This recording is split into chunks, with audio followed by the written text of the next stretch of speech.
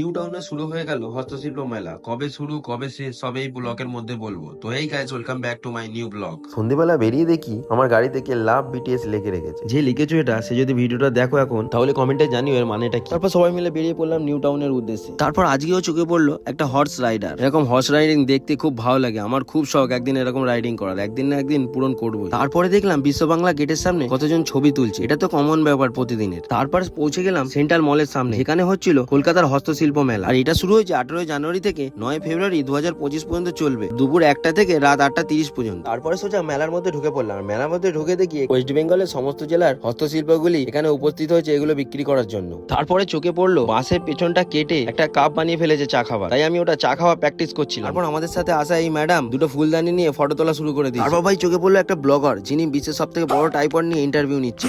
তারপর চোখে পড়লো মাটির প্রদীপ থেকে শুরু করে মিনি ফুলদানি রিক্সা আর পৃথিবীর সব থেকে বড় পালং।